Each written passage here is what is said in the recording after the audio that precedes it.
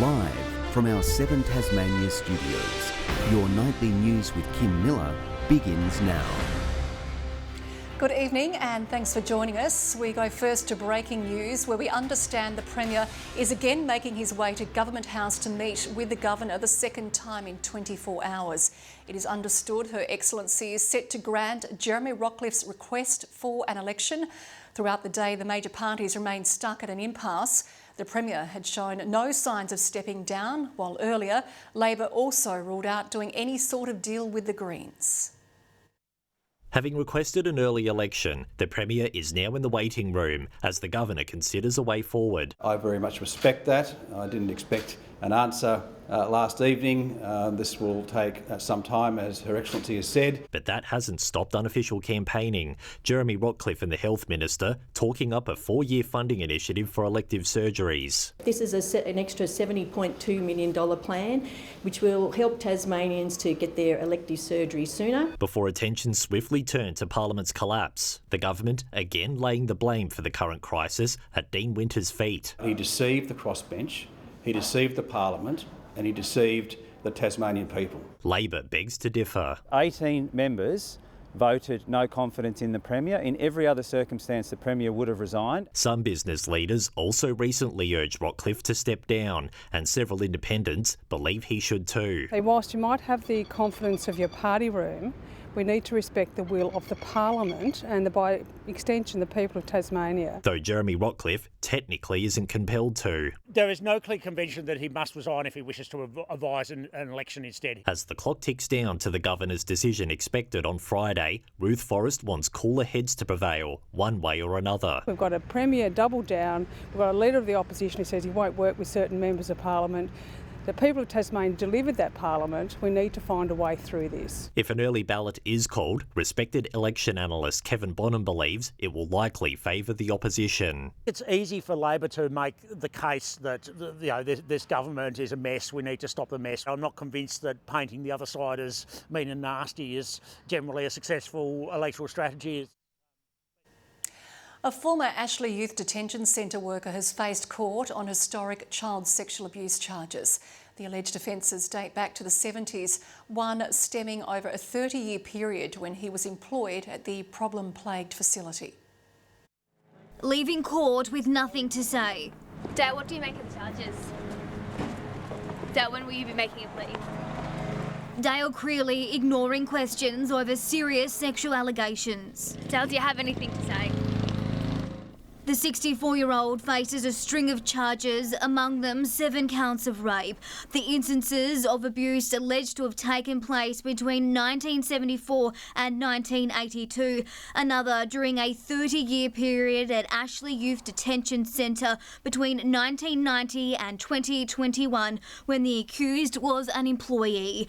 The charges stem directly from investigations as a result of the Commission of Inquiry and relate to 3 victim survivors. Today's court appearance, a long time coming for whistleblowers. I think it's a really momentous day for so many victim survivors from Ashley Youth Detention Centre. It marks the beginning of what should have occurred so long ago.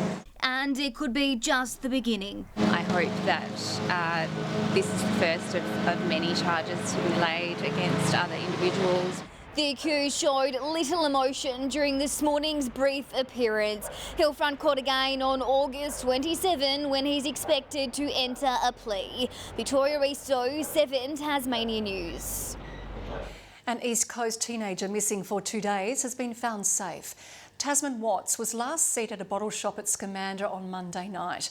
A widespread community search was sparked when concerned family members were unable to contact the 19-year-old. The Watts family taking to social media to thank the community for its help.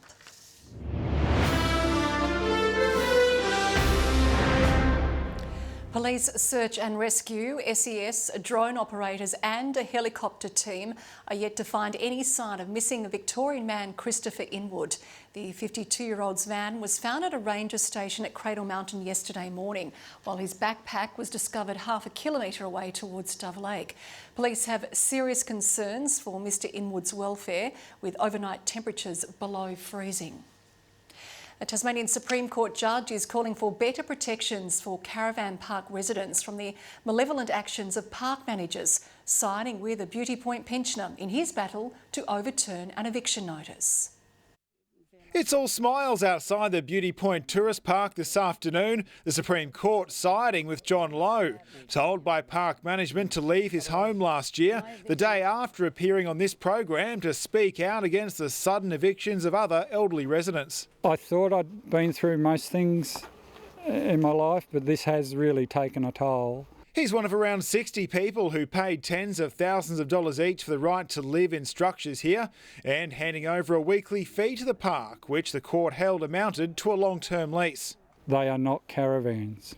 They are buildings. As soon as you attach a caravan by power or water, remove the axle and drawbar, it cannot be a caravan. The court finding John has a right to occupy his site for as long as he wishes, and that it wouldn't be just to allow park management to escape the consequences of their own wrongdoing to deny rights under an agreement. The Supreme Court has recognised that some long-term residents of caravan parks do have rights, and caravan park owners can't ride roughshod over those rights. This battle was sparked by a change in park rules last year, giving management the right to evict residents for any reason. The judge labelling these new rules as unjust, saying it constituted a gross imbalance of power. Tasmania is the only state without legislated rights for caravan park residents. Acting Justice Marshall saying this case demonstrates the need for protection against those who wish to exercise their bargaining power and act malevolently towards residents. It shouldn't require a pensioner to take on a caravan park operator in the Supreme Court of Tasmania. We urgently need law reform. The state government finished consultation on reforms in October last year. For now, though, a number of residents are preparing to move back into their homes. It's been so unnecessary, and people just want to live their lives quietly, peacefully, privately. The park declined to comment. Nick Kelly, 7 Tasmania News. Well, ratepayers in the Clarence municipality are facing a rise of 4.85% to help council deliver on its budget. Mayor Brendan Blomley says an increase would help compensate for $8 million in upgrades to curbs and footpaths and $6 million for road renewals. It remains one of the fastest growing LGAs with nearly 64,000 residents as of June last year. Closure for hundreds of families tonight after the remains of nearly 2,000 people were officially laid to rest at a reinterment ceremony in Hobart. Construction at a Sandy Bay school uncovering what would end up being the single largest exhumation project in the Southern Hemisphere. A procession leading to the final resting place of nearly 2,000 human remains.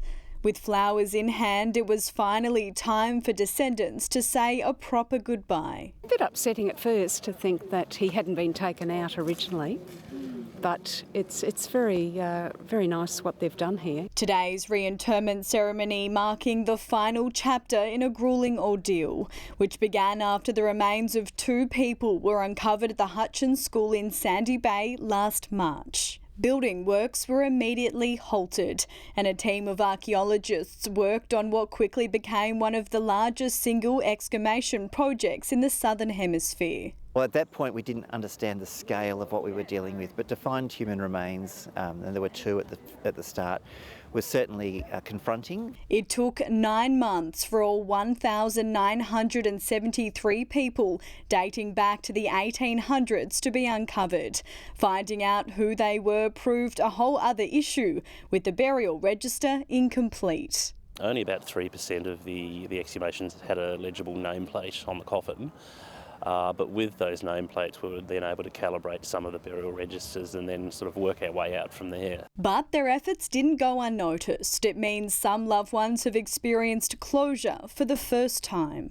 I'd been searching for my second great-grandmother for some time. Knew she had passed away in Hobart, but didn't know where she was buried.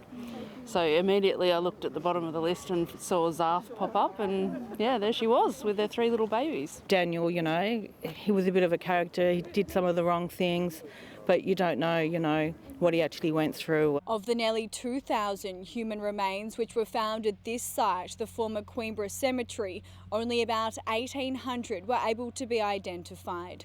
For many families, that means the quest to find out more about their ancestors continues. This is just a lovely way to remember those that might have been forgotten. Ruby Cairns, 7 Tasmania News.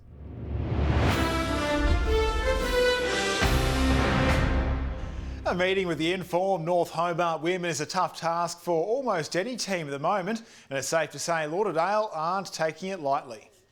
Their midfield are very crafty and creative. They're fast-paced. They're really good conversion inside 50. And just a good all-rounder team, really. Every team brings something new to the table every game, and we just want to go out there and play and do our setups and just do what we can.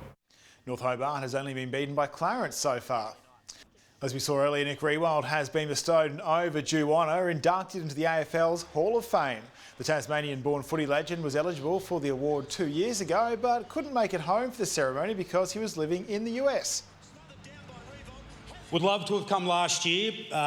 West U Little League Baseball playoffs were on, so that was really important to the boys, and it was important that we stayed. And the Avalanche won a title, and Will got a ring, so that was a bit of fun.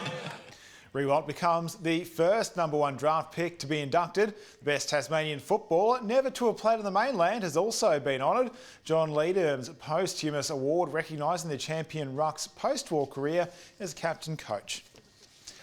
With Keely Froling still in the ranks, the Tawns are confident of coming home from this weekend's road trip doubleheader with a win, even though they're up against some stiff competition. KC, I think, is a really good game for us. We match up really well against them. They've got some New Zealand stars that played exceptionally well in the Trans-Tasman series, but it's good that Keely's already played against those girls. Got a bit of insight from Bailey, and that would be the game that we'll be really going after. They're chasing their third win after a local derby victory over the Chargers last round. It would be nice to see them start climbing up the ladder, Kim. It will. Never easy on the ride, though. Thanks very much, Nick. Well, Peter Murphy will join us after the break with the weather.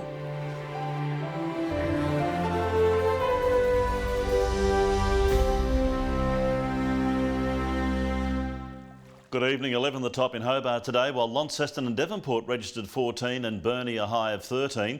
King Island the top with 15 after Lyaweeny's low of -1. Flinders Island, Smithton and St Helens 14, Low Head and Bushy Park 13, 12 today at Grove and Friendly Beaches. Cloud again over the east and south, but the overnight showers eased after Swansea recorded 24 millimetres in the 24 hours to 9 a.m. Cloud rotates around the low to our east, with more coming with a front and low over the Bight. Low cloud lies over Victoria and New South Wales.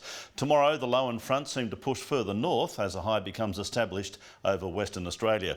Light and variable winds over the south and north tomorrow. Northwesterlies at 5 to 15 knots over western waters and southerlies up the east coast. We have a minor flood warning for the St Paul's River. That continues. We also warning drivers of black ice on susceptible roads tomorrow morning that will make conditions dangerous on the roads. Forecast, another cold start, sunny for Hobart, 4 overnight, 13 the top, 13 for Cygnet after a morning frost. New Norfolk a morning frost as well, -1 to 13. -2 in Launceston, a sunny afternoon though, 14 the high, 13 for Devonport, 12 the top for Campbelltown after -5. Burnie sunny and 13, 13 also for Strawn, a morning frost for Smithton, a top of 14 degrees, and okay down the east coast as well. St Helens 14 along with Swansea, -2 for Fingal, but a sunny 13 later. On Friday, a possible shower for the northwest and King Island, fine and partly cloudy elsewhere. A few showers on Saturday over the north and west, sunny for the east and south, and on Sunday another mostly fine day for Swansea and Hobart, but showers again for other regions. Partly cloudy in Perth tomorrow, a shower or two in Adelaide, sunny and 15 in Melbourne, 17 the top in Sydney tomorrow, and that's with a shower, 19 in Brisbane, but fine and sunny there. Partly cloudy and 8 in Hobart, at 6 right now in Launceston and 6 currently in Devonport. That'll do me, Kim. Apparently there's more important things on than the weather. There is a bit of deja vu from last night too, Murph. We take us back now to our lead story, and an election has been called. The Premier returning to Government House early tonight after a deadlock between major parties blocked a way out of the state's political crisis. The Governor has granted Jeremy Rockliff's request for an early election. Tasmanians will be heading to the polls on July 19. That has just come to us a few moments ago. So we are headed to election July 19. That is all your news for now. Thanks for joining us this evening. Good night, everyone.